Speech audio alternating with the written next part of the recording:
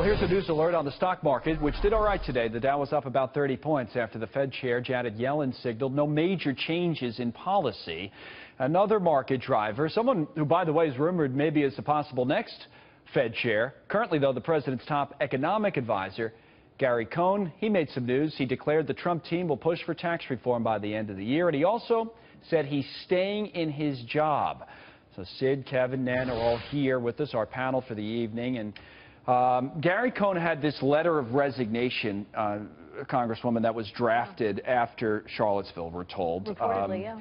He has a quote, I'll just put it up real quick, from the Financial Times interview that he says, "I've come under enormous pressure both to resign and to remain in my current position. I believe this administration can and must do better in consistently and unequivocally condemning these groups, these hate groups, and do everything we can to heal the deep divisions that exist in our community." So he spoke out. I mean, he's staying in his job. I don't know if this was a condition of him staying in his job or not, but what do you think the president makes of all this?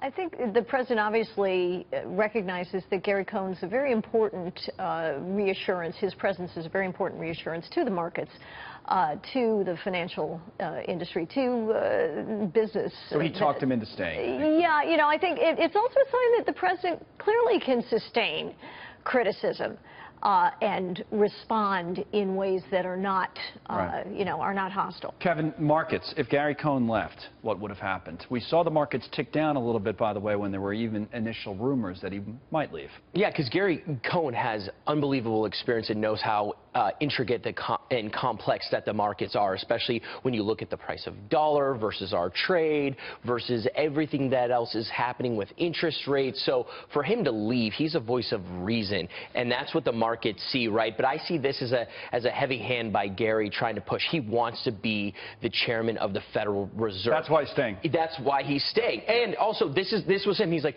I'm going to quit if you don't make me this.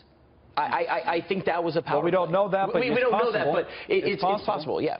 Now, Gary Cohn's Jewish, obviously, Sid, and one of the things he said is that he was deep, even I believe there were reports that his wife was encouraging him to think about resigning, and he looked at the anti-Semitic comments that came out of this, these terrible events in Charlottesville, and he said basically, these people are not going to push me, Gary Cohn, who's Jewish, out of this job. He wasn't going to let them do it. That's one of his arguments that he made. Which is fine. Look, I think the president did an awful job with this. You know that. We talked about this a couple of weeks ago. He's got his moments that are good, Donald Trump. He's got his moments that are not. This was not a good moment. Bottom line is, you can blast the Nazis and the KKK. No one's going to get mad. Not Sid Rosenberg, for sure. I can promise you that. So he blew it. He blew it. No matter how many times he says he didn't, the Antifa, all that nonsense.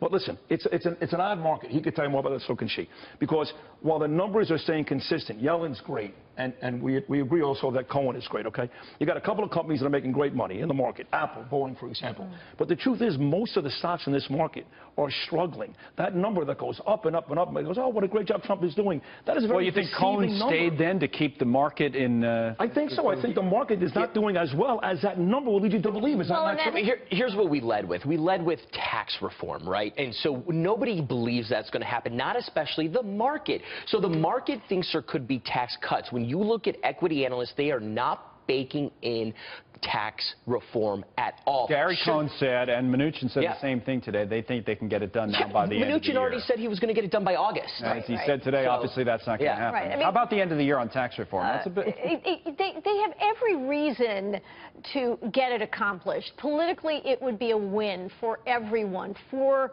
the Congress, for the president, for Americans. We need it desperately.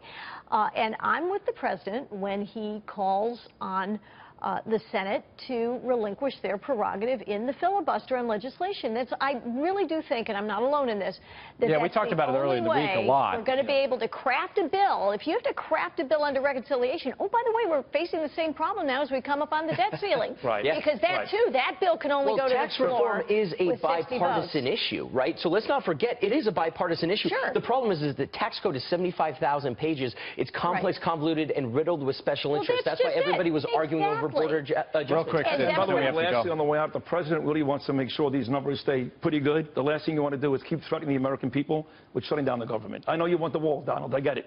Stop threatening to shut down the government. That's not going to help the market. All right.